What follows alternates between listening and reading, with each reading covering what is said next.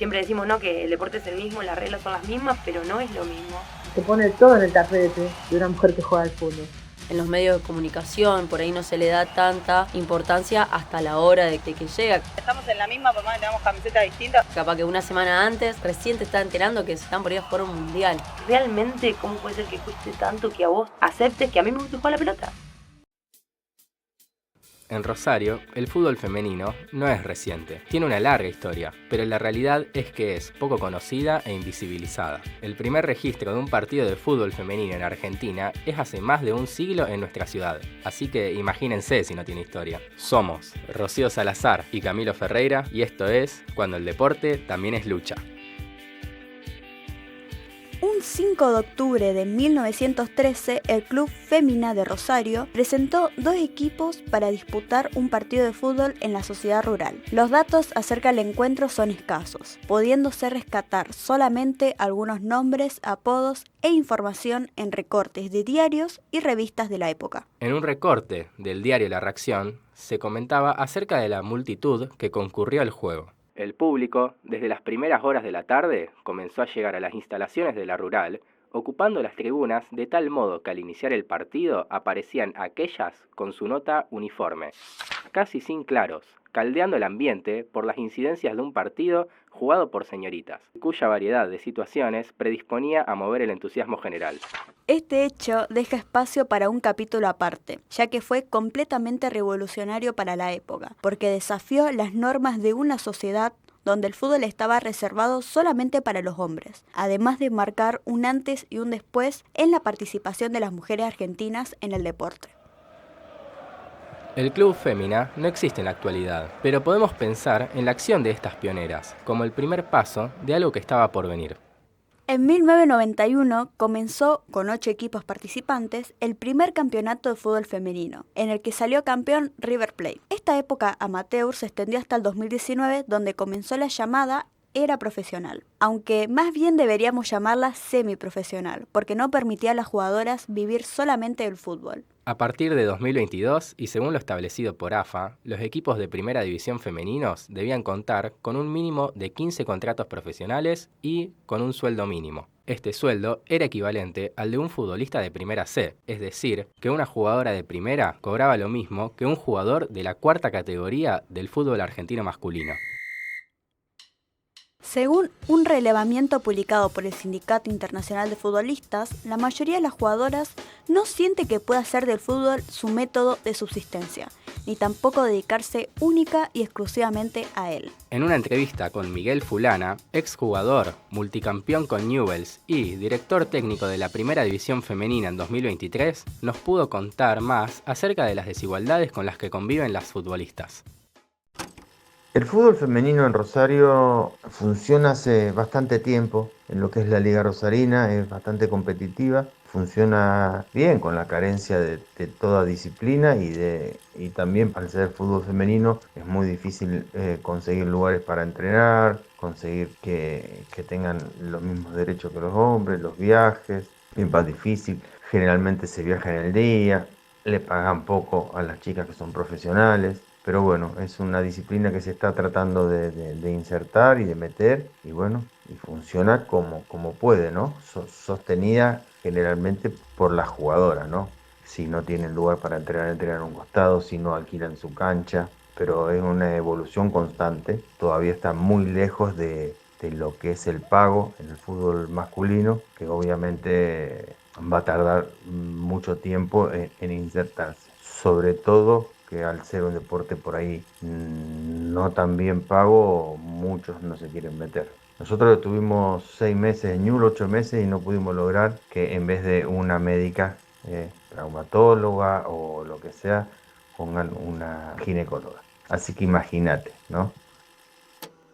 En Rosario podemos ver cómo el fútbol femenino se formalizó hace muy poco. En 2019, la Asociación Rosarina de Fútbol estableció como una condición para los clubes que querían disponer de un equipo masculino de primera contar con una rama femenina. Así, se formaron un montón de equipos en los últimos años. En una charla con Ayelen Simiani, jugadora del Club Deportivo y Social Lutz, nos pudo contar acerca de su experiencia en el fútbol y de la Liga Femenina Rosario.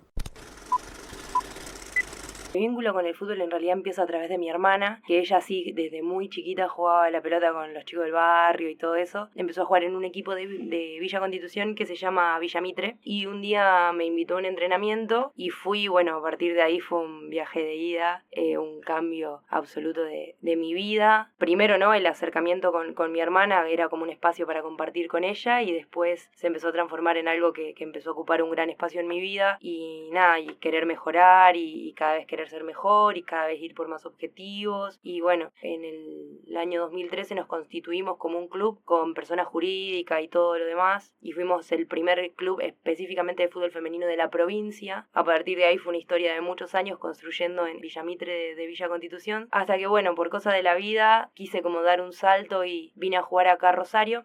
Ya viviendo acá en Rosario y estudiando, empecé a jugar en Defensores de Peñarol, de zona sur. Estuve 2 años en Peñarol y después me llega la posibilidad de tener una prueba en Newell's, donde jugué 2 años en Newell's, en la primera. Y bueno, después de 2 años de estar ahí en un club tan grande como es Newell's, decidí que ese lugar ya no era para mí como jugadora y decidí irme y seguir también a mi hermana a Social Lux, así que ahora compartimos ahí. Si mal no recuerdo, fue en el 2019 que Rosarina puso como una obligatoriedad de los clubes que tenían fútbol masculino en primera división, sí o sí tenían que tener fútbol femenino. Entonces un montón de clubes se apuraron a armar el femenino. Social ya lo tenía desde hace varios años atrás. El club ingresa a jugar la Liga Rosarina y bueno, recién en el 2022 obtuvieron el primer campeonato y en el 2023 el bicampeonato.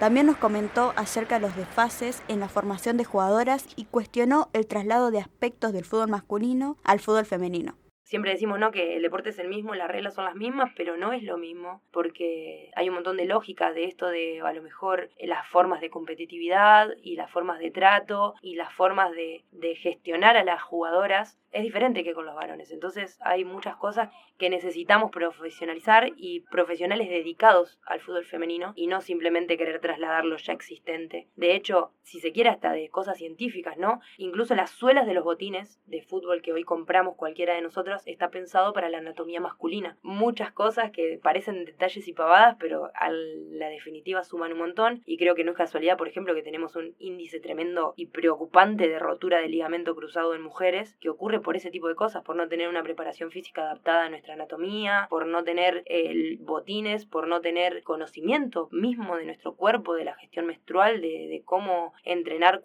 en los diferentes periodos del ciclo menstrual. Es una combinación muy amplia de cosas que de a poco se empiezan a hablar y de a poco se van a empezar a desajustar para que el femenino sea cada vez más profesional. Por último, nos habló de una realidad que atrasa. Tenemos tan arraigado el machismo en nuestra sociedad que muchas veces una se mueve en un microclima donde el fútbol femenino, yo entro a Social Lux y hay padres, madres, gente vinculada que es hombre, mujer, lo que sea. Entonces estoy en un microclima donde parece que esas cosas dejan de ocurrir o pasan muchísimo menos, y después salís a la realidad y te das cuenta que no, que las estructuras siguen siendo las mismas, que el machismo sigue estando presente y que la mayoría de la sociedad sigue pensando que las mujeres no pertenecemos a este espacio. Entonces creo que una debe elegir muy bien sus batallas y que no debe desperdiciar energía en cosas que ya no van a cambiar, pero sí poner toda la energía en lo que todavía sí podemos cambiar, que es en la educación de los más chicos. Y ahí está donde realmente tenemos que poner la energía. Lo otro y va a ser muy difícil de cambiar. Eso no va a dejar de existir y tal vez nunca lo haga, o que nosotros seguramente no lleguemos a verlo, pero sí poner la energía en eso y en apoyar lo que haya que apoyar y poner el partido de la selección cuando juega femenina para que tenga rating, para que vean que lo estamos viendo. Entonces, en todas esas cosas que se pueda sumar siempre. Y lo hablo desde el fútbol porque es mi lugar, pero digo, cosas hermosas pasan cuando rompemos los prejuicios y rompemos los mandatos y le proponemos al otro que cambie la mirada. Es tan simple y a la vez es tan complejo en la realidad que si lo llevamos a ese lugar y lo pensamos desde ese lugar, decimos, ¿realmente cómo puede ser que cueste tanto que a vos aceptes que a mí me gusta jugar a la pelota? O sea, es muy simple, pero bueno, hay que explicarlo las veces que sea necesaria, aunque muchas veces el panorama no ayude. Hay que seguir explicándoselo al verdulero, al kiosquero, al tío, y cuando te sentás a la mesa de Navidad con todas las tías y todo eso, son todos esos momentos para ir cambiando las páginas de la historia.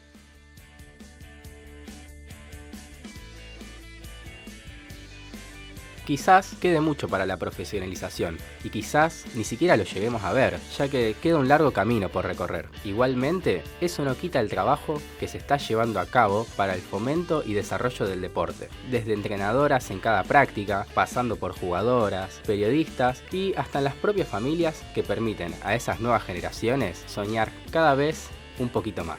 Somos Rocío Salazar y Camilo Ferreira y esto es Cuando el deporte también es lucha.